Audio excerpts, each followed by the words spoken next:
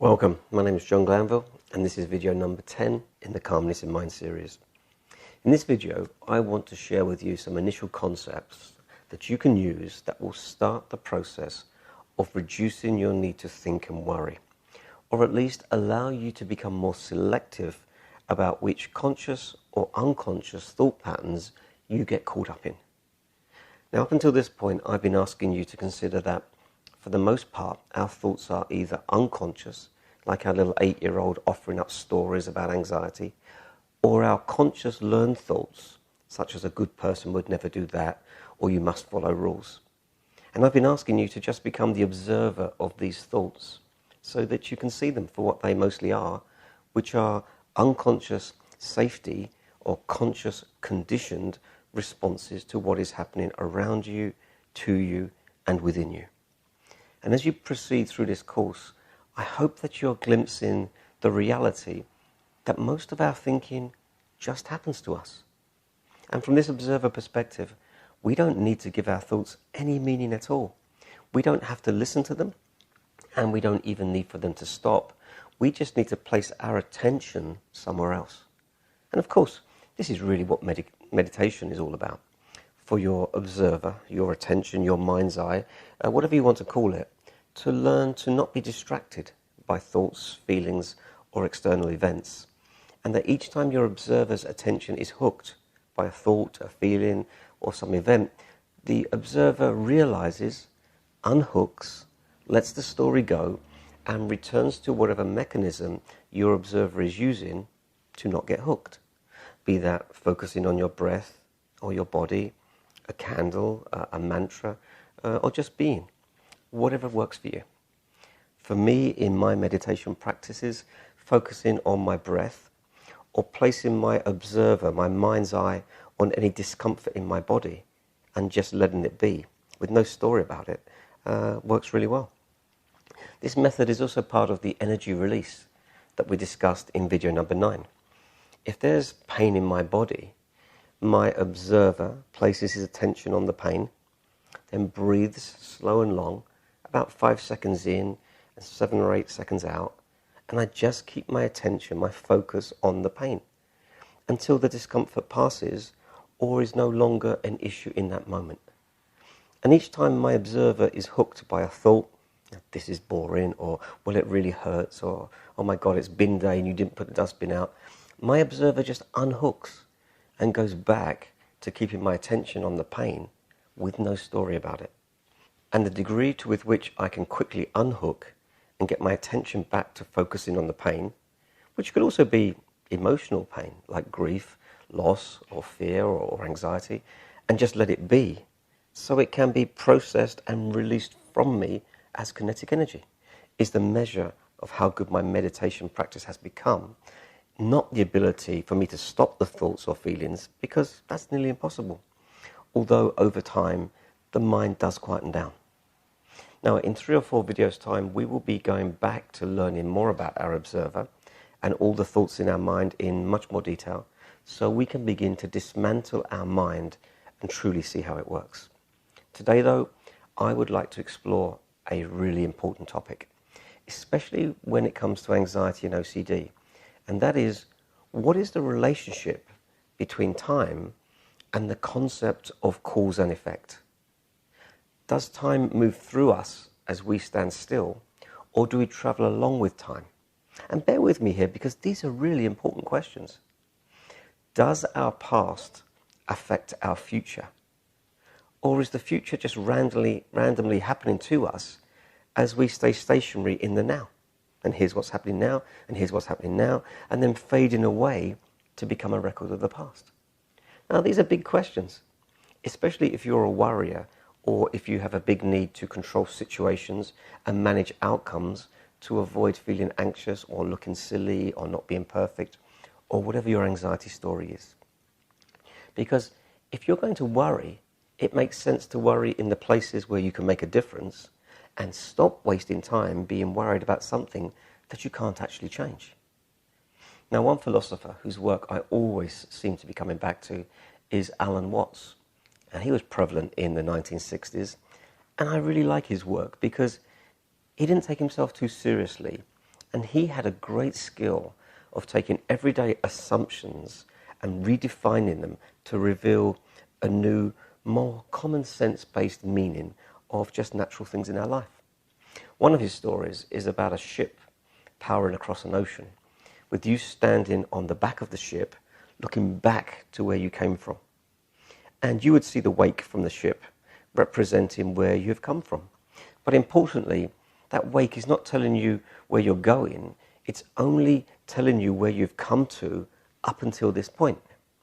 You could say that the wake is a record of the past up until this moment called now.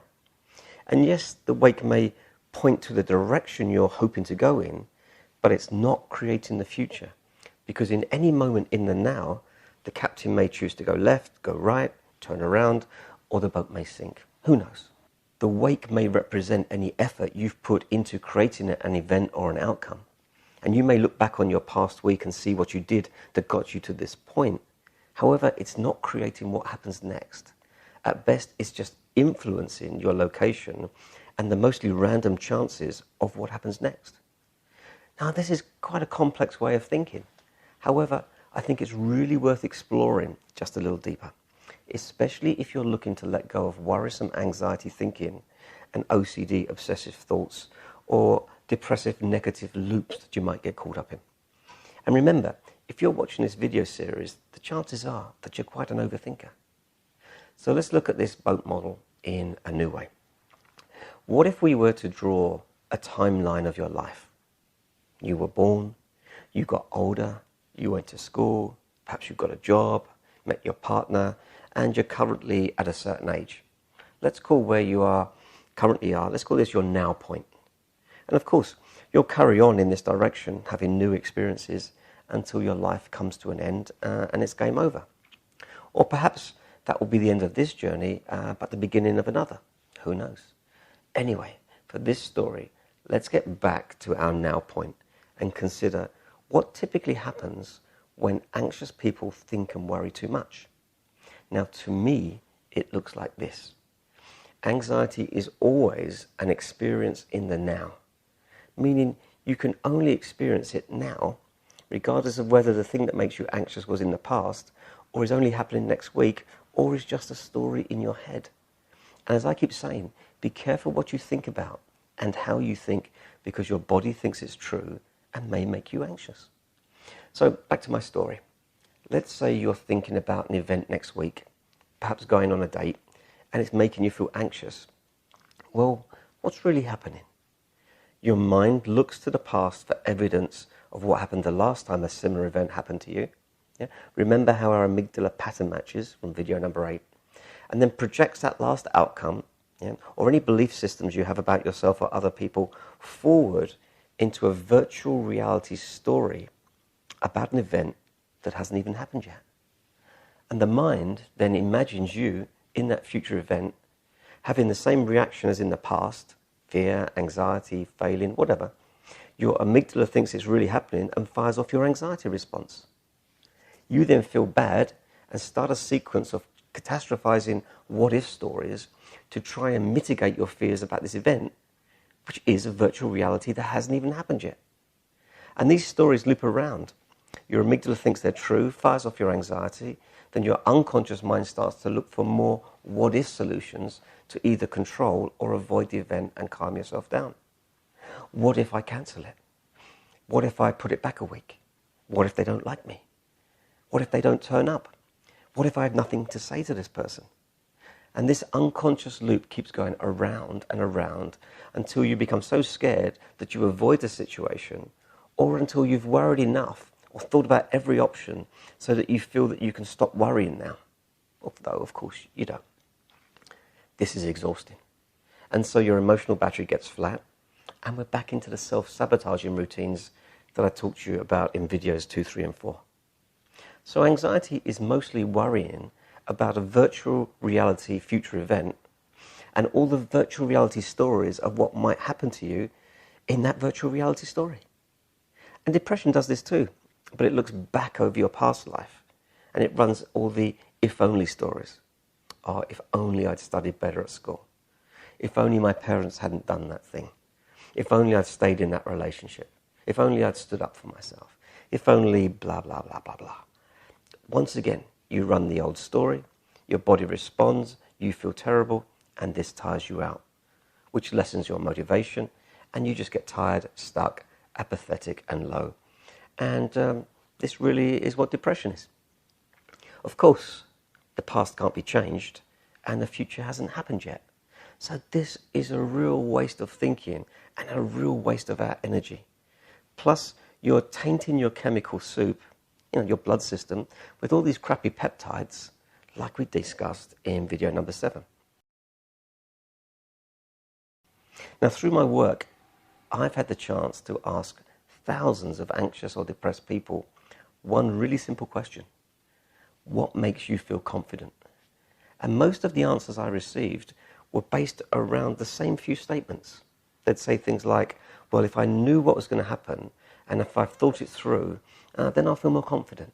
Or they'll say, if I've run through every eventuality and I have a good plan, then I may feel more confident. And some people actually answer that question with a statement about anxiety. Well, if I've done it before, then I'll feel less anxious. Or if I could guarantee that I could do it well, then it would be tolerable. So for many anxious people, the feeling of confidence comes from knowledge or experience, control, planning, preparation, and a feeling that they won't fail or be judged critically. But if we want to work smarter, there's a completely different way of looking at all of this, which is the way a person without anxiety or depression would typically do, knowingly or unconsciously. So if we jump back to our ship metaphor, where we were looking back, watching the wake, which was a record of where we had come from, and obviously the past wasn't making the future, it was what the captain did in the now which was affecting the future. So if we turn around and move to the front of the ship, and we look at what's happening, it's quite a different story. The future is coming at us, and in that moment, our response can be anything. And what we choose to do in that moment has nothing to do with the past, except the past got us to that point. Which means that the past isn't creating the future, although it does influence it in many ways by placing you in a certain circumstance with a certain set of conditions. Now, this might take a little rewinding and listening to a few times, but it's really worth it. If you want to realize how futile much of our worrying actually is, and to see how little control we really have on our own life and our day-to-day situations. Let me try and represent this in another timeline. A person gets to a certain age and is in a current moment called now. Their past got them to this point. However, in this actual point called now, they could choose to do anything. They could say yes to an opportunity or no. They could try to own the situation, or they could say, that's not my problem. They might take a small action to see what happens, or a big action to try and control the situation. They may just accept that this particular situation is out of their control. I hope you're beginning to see that the past doesn't make the future. The future is always coming towards us. We are always stationary in the now, and each now fades away to become a record of the events that we call the past. And if we want to be calm and happy, we need to stop looking back at the past, giving it meaning, and thinking that that meaning is creating our future, because it's not. It's our behaviors in the now that affect our lives the most. Let's see if I can make this a little clearer. What if I was standing on my now point, on my timeline? Remember, it's always now, and here's the next now, and here's the next now. And as I stand here in the now, all of the things that are happening to me are mostly random. Although it doesn't feel that way, because my mind gives everything a story. But the stories are not necessarily the truth. Let me try and give you an example. There are 7 billion or so people on the planet. And if I asked you, do you think somebody anywhere in the world will be mugged or robbed in the next 1 hour? You'd probably say, yes, of course, hundreds, maybe thousands. And then I might say, do you think the person who's about to be robbed knows they're going to be robbed? And the answer is probably not. In addition, do you think the mugger has actually planned hours in advance about who he's going to mug, or is just responding to the opportunities as they unfold around him? These events are mainly random. And in that moment, are inevitable if that's the situation that you're in. We need to see this life as a set of experiences that are happening in the now, which are in the most part random, but we are giving meaning to and scaring ourselves with our own stories about these things. For more calmness through enhanced awareness, we need to bring a new perspective into play. Firstly, most of our anxiety stories are made-up stories about an event in the future that hasn't happened yet, without the true contextual knowledge of that experience as it will unfold. Therefore, mostly a complete waste of time to ruminate on, over and above the basic logistics of getting there and any preparation required on your part to achieve the activity. Secondly, whatever is happening in this now moment is what's happening in this now moment. Therefore, it's inevitable. If you looked up and an aircraft was about to crash through your house, then that's what's inevitable in this moment. And no amount of worrying, planning, or control could have controlled that, because that's what's randomly happening in that moment. Now, of course, there are some guideline patterns that influence what may happen. Usually people will follow the law, but not always. Often we think we know how people will respond, but this is an assumption and it's flawed on many levels. And there are patterns within weather, traffic, school holidays, finances, health. But once again, the patterns are accumulated records from the past, projected forward in time. And the real truth is, whatever is happening in this now moment is what's happening in this now moment. And it's inevitable. Therefore, a non-anxious individual becomes aware that their actions or inactions from the past did get them to this point. But whatever they choose to do now in this moment, is what is going to affect their future the most. So the best time to ruminate on your problem is when the problem is actually happening, if it happens. Because in that moment, it's not a virtual reality story in your head, it's the truth of what is happening in the now. And you have all the facts around you. And in that moment of inevitability, there are only three things that you can do anyway. You can decide how you would like to respond to that situation, knowing that you have the real data to base your decisions upon. Secondly, you can move away from that situation. And thirdly, a radical acceptance that there is nothing you can do in that moment, or an acceptance that you're unwilling to do anything in that moment. Or a combination of all three as you take action in the now and then adjust your strategy as the outcomes from your actions unfold. So if we ask a person who sees life in this way, what makes you feel confident? They'll say, well, I don't know what's going to happen next, but I trust myself. I'll respond to what life throws at me in each moment as best I can. I'm not interested in what other people think about my actions or the outcomes of my actions, because they were the best I could have done in that moment. How could I have done anything different? You can begin to see that in every new moment, you can be a new person. And in every new moment, you can behave in any way you wish. You don't have to cling onto your baggage from the past, your stories about who you are that you've allowed to define and restrict yourself with. The past doesn't make the future. The future comes at us, and we remain in the now. It's always now. And in any now, what you do in the now is the biggest driver for the outcomes of your life. So although you may still have anxiety or depression, it's possible to start acting in new ways in each new now. And my starting advice for you is this: start becoming more honest about what you really want to happen in each moment, and realize that you will never know what the outcome of your actions will be until they've unfolded, although your mind tricks you into thinking it does know. You take action, you see what happens, you adjust, you see what happens, and if you don't want to take action, move away from the problem or just accept it. You really need to sit and meditate on this way of looking at life, especially if you want to lessen OCD ruminations and the catastrophizing what-if loops that run through your mind. So back to the message of this video. The past is not making the future. It's just getting you to this point. And in this moment, you can do anything, and I mean anything. And now is the place where you can make the biggest difference in your life. Your past won't change the now, and the future hasn't happened yet, so it's a virtual reality story. Each now is a new moment, and each moment you can be a new person. You don't need to let the past define who you are now. Stop dragging the stories from the past into the now. The past is not making the future. It's always now, and in any now, you can do anything. And if you've researched the basics of quantum mechanics, which is getting quite popular these days, this model begins to make a little more sense. Decide what you want and keep consciously and positively talking yourself into it. Placebo yourself. Run positive stories whilst ignoring any thought that's not in line with what you want.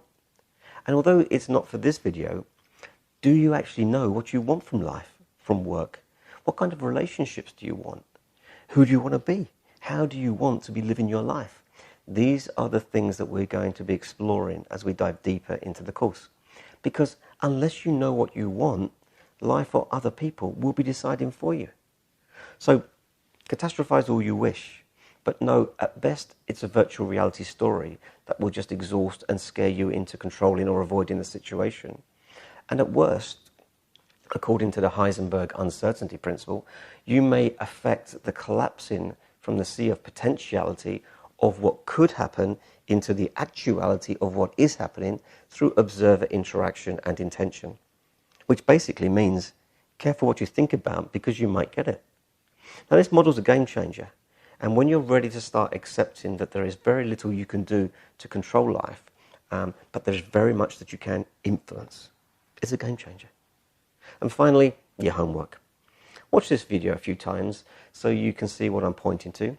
Then start observing your mind running what-if stories about the future and if-only stories about the past. Realize that in the now, what is happening is what is happening. And once you notice it, it's already happened. So accept what is happening, don't resist it, and know that you have a combination of 3 interchangeable options available to you in any moment. Firstly, you react to what is happening. How will you know what to do? Well, you won't know what to do until it's happening. You just react. Secondly, you move away from what's happening. Yeah? Or thirdly, you accept there's nothing you can do, or you accept that you don't want to do anything about it, which is fine too. Even if your old programming says you ought to do this or ought to do that, this is the conditioning that we're going to break as we proceed. In the notes below, there's some books and references that I'd recommend that you pay attention to. And I'll leave you with one simple technique to play with. How can you begin to accept that what's happening right now is what's happening right now, regardless of what your mind wants to be happening right now? And how can you, as the observer, begin to accept life for what it is, not how your mind or your little 8-year-old would prefer it to be? Play around with it, see what happens. I'll see you shortly in the next video, and thanks very much for listening.